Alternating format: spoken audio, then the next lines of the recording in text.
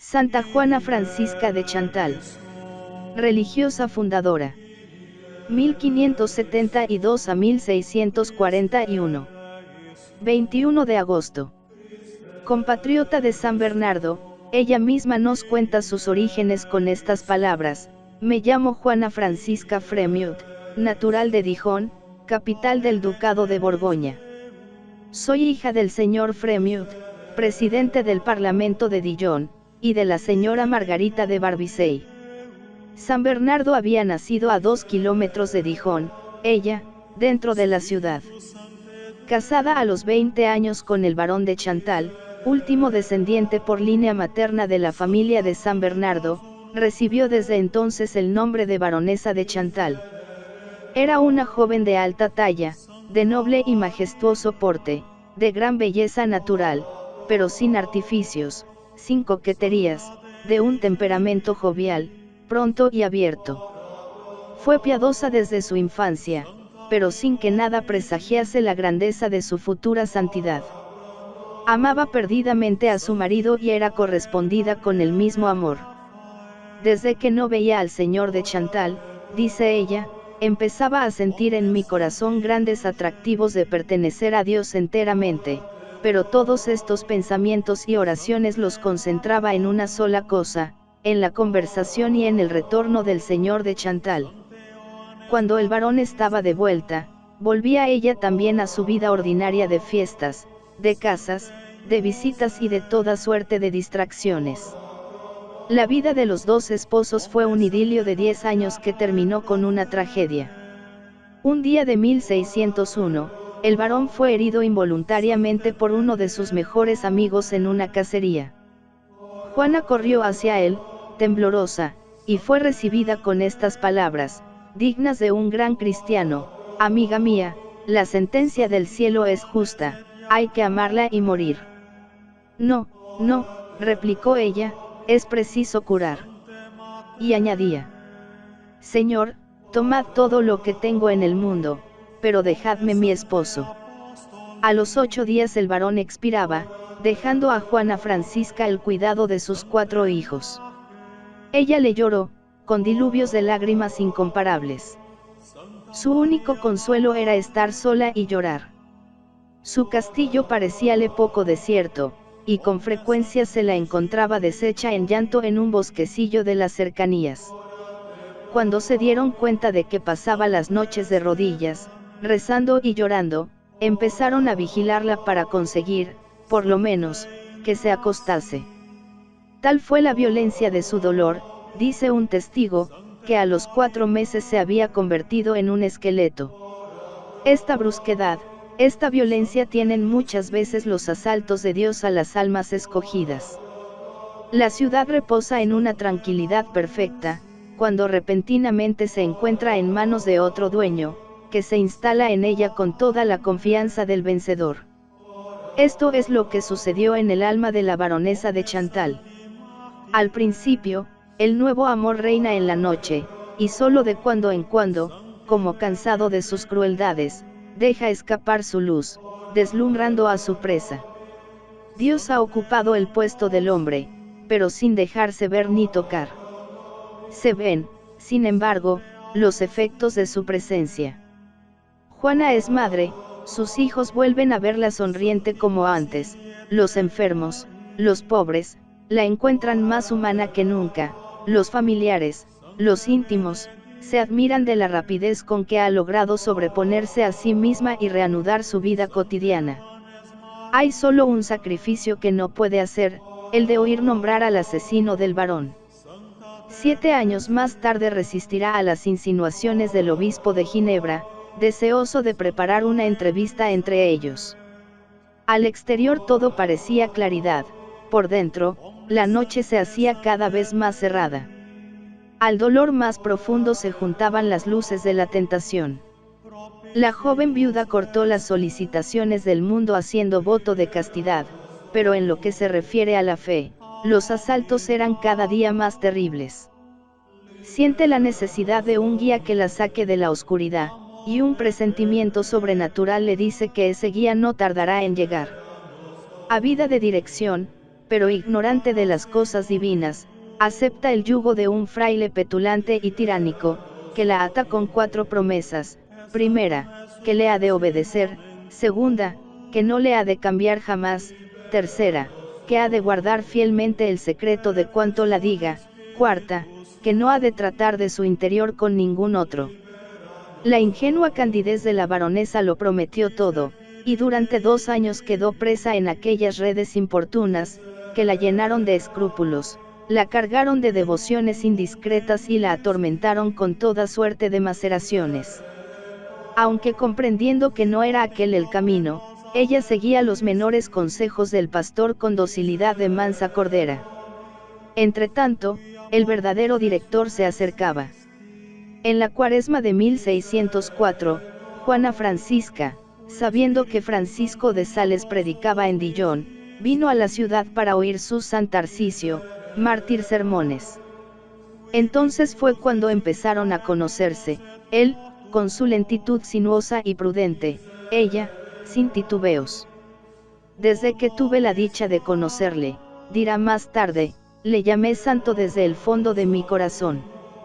Mientras duró la Cuaresma, vióse a la baronesa sentada frente al predicador para verle, para oírle más a gusto. El santo empezó pronto a fijarse en aquella viuda que le escuchaba con tanta atención. Quiso saber quién era, y tuvo la suerte de dirigirse al obispo de Bourges, hermano de la baronesa. Decidme, preguntó, ¿quién es esa señora joven, de tez morena clara, que viste de viuda y se coloca en la iglesia frente a la cátedra del predicador? Después Juana y Francisco se vieron repetidas veces en la casa del presidente Fremiut, que gustaba de ver en su mesa al obispo de Ginebra. Juana tenía buen cuidado de no faltar a esas reuniones. Seguíale a todas partes, siempre que podía. En su conversación, San Francisco de Sales, que nunca termina cuando escribe, era reservado y parco en palabras, amigo más de observar que de hablar. Ahora observaba a la señora de Chantal, y la joven viuda, Claire Bruna, se le presentaba como un enigma. Seria y jovial, concentrada y fácil, tímida y ardiente, sencilla y elegante, nada parecía indicar en ella la actividad de su vida interior. Por lo demás, sus labios, obedeciendo la consigna del celoso director, estaban cerrados a toda confidencia. A nadie comunicaba cosa alguna particular, dice ella, sino con gran temor, aunque la santa bondad del bienaventurado me invitase a hacerlo, y yo me muriese por las ganas de hablar. El santo obispo se esforzaba por echarla sonda. Una vez llegó a preguntarla si tenía intención de casarse, a lo cual ella respondió negativamente. Entonces, replicó él, sería bueno arriar la bandera. Ella comprendió, y al día siguiente arrinconó todas sus galas y apareció en público con un vestido de una sencillez extremada, cuyo único adorno eran unos pequeños encajes de seda. El obispo quedó encantado de aquella docilidad, mas no del todo satisfecho. Señora, le dijo, ¿estaríais acaso menos bien si esos encajes no figurasen ahí? Ella se levantó inmediatamente y arrancó aquellos adornos con su propia mano. Un miércoles santo, Juana se decide a descubrirse tímidamente al santo prelado, y sale tan confortada de la entrevista, que le parece haber hablado con un ángel. Buenos teólogos han intervenido para asegurarla que las promesas hechas al antiguo director no le obligan. Sin embargo, Francisco no se apresura a recibir aquella alma que se entrega a su dirección y que lleva en la frente y en los ojos el sello del heroísmo. Diríase que tiene miedo ante la riqueza de sus dones naturales y los efectos maravillosos que la gracia empieza a producir en ella. Siguen largos meses de incertidumbre en él y de crisis en ella, hasta que un día de agosto de 1604 se encuentran en Annecy, a medio camino entre Borgoña y Saboya. Con el obispo están su madre, su hermana y sus amigos. La baronesa trae también su séquito.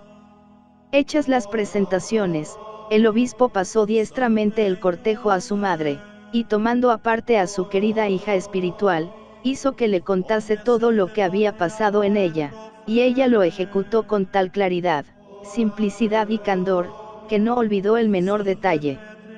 El santo prelado escuchó muy atentamente, y sin decirle una sola palabra, se separaron. Al día siguiente, muy de mañana, fue en su busca. Estaba muy cansado y abatido.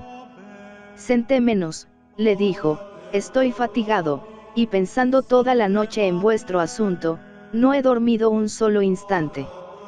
Está claro que la voluntad de Dios es que me encargue de vuestra dirección espiritual y que sigáis mis consejos.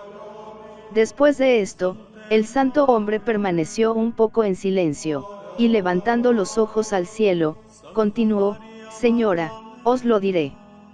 Debo decirlo, puesto que es la voluntad de Dios.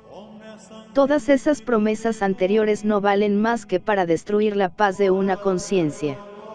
No os extrañéis de que haya tardado tanto en resolverme, quería conocer bien la voluntad de Dios, a fin de que no hubiese en este negocio más que la intervención de su mano.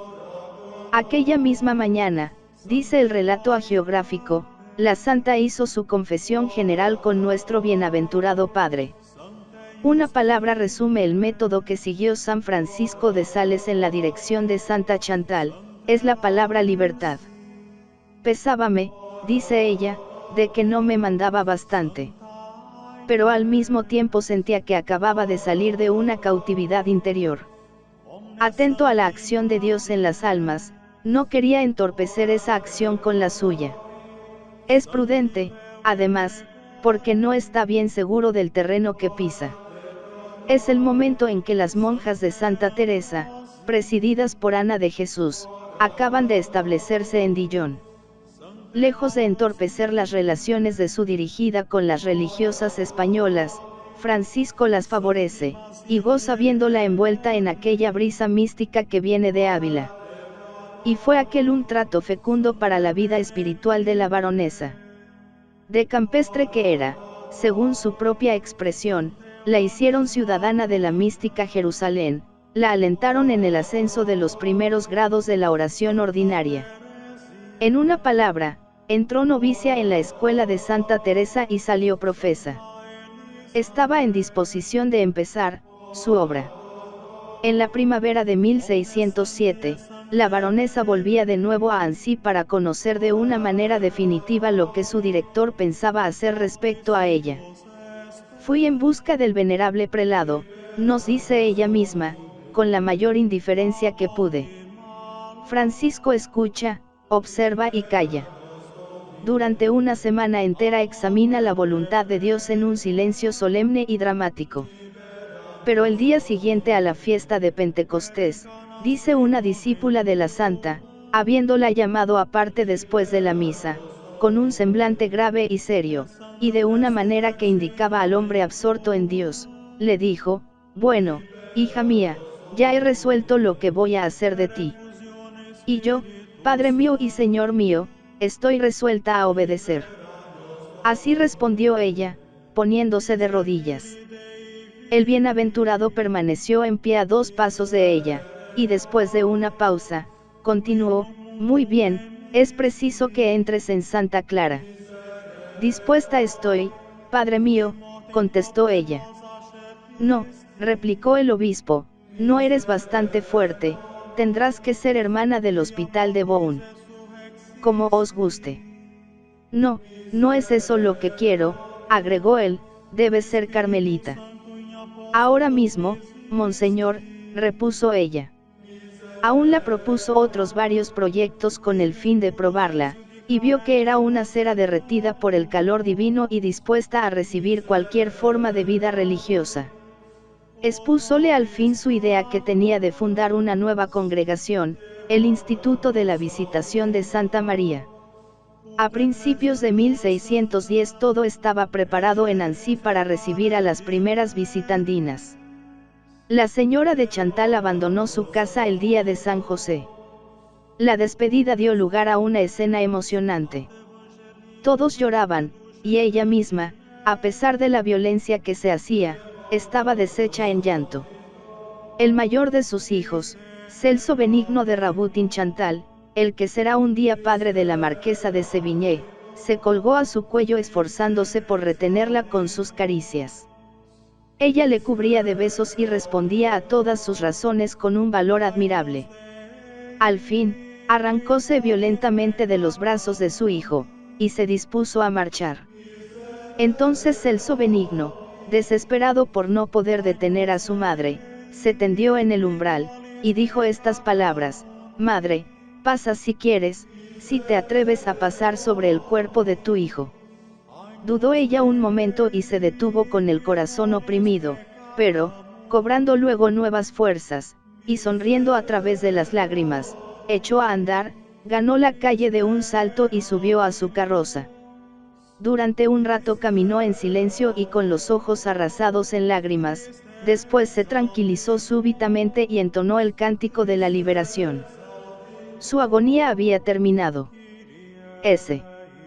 Francisco de Sales y Santa Juana Francisca entre Chamberí y Ginebra, una de las colinas que descienden gradualmente de las cumbres del San Bernardo y del Mont Blanc, mirándose en un lago que duerme a sus pies, se alza la pequeña ciudad de Annecy. Allí es donde San Francisco había preparado el primer convento de su instituto, en medio de huertos y arboledas, de fuentes cristalinas y plátanos seculares. Sonriente como aquel paisaje se presentaba también al mundo el Instituto de la Visitación, concebido por el fundador con el mismo espíritu que la introducción a la vida devota, como el pórtico de la perfección cristiana. Todas las reglas decían lo mismo: es un error querer desterrar la vida perfecta de la compañía de los cuerpos débiles. El que se siente incapaz de soportar los rigores del Carmen, no debe afligirse por eso.